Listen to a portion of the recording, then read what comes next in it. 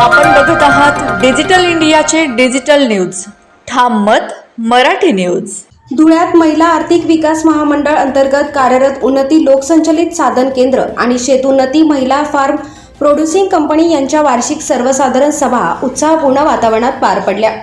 या सभेत वर्षभरातील कामकाजाचा आढावा घेण्यात आला.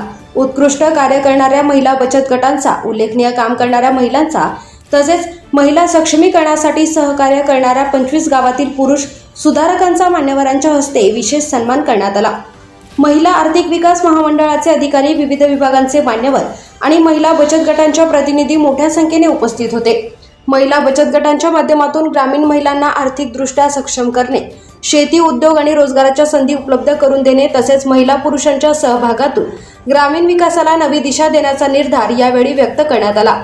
ठामत मराठी न्यूजसाठी रमेश अहिरे. नमस्कार, मी दीपाली वदाने, उन्नती लोकसंचलित साधन केंद्र म्हणून व्यवस्थापक म्हणून काम करते. उन्नती लोकसंचलित साधन केंद्र इथं वार्षिक सभा आज इथं आयोजित केली आहे. ही वार्षिक सभा 16वी असून वार्षिक सभेचे जे अध्यक्ष, उपाध्यक्ष व सर्व आपले माविन गटातील महिला या उपस्थित होत्या. माविन गटातील महिलांमध्ये आपण आज माविन मित्रमंडळ म्हणून जे काही कार्यरत करतात, तर त्या कार्यरत असलेल्या 25 पुरुषांचाही आज इथे आपण सन्मान केलेला आहे.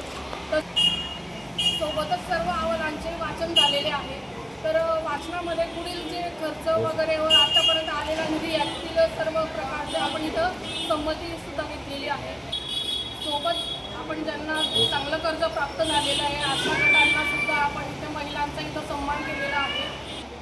उपस्थित मान्यवरांनी आम्हाला आज इथं मार्गदर्शन केले आहे. तर त्या अनुषंगाने आम्ही पुढील वाटचाल करू. धन्यवाद. आपण बघत आहात डिजिटल इंडियाचे डिजिटल न्यूज. ठाम मत मराठी न्यूज.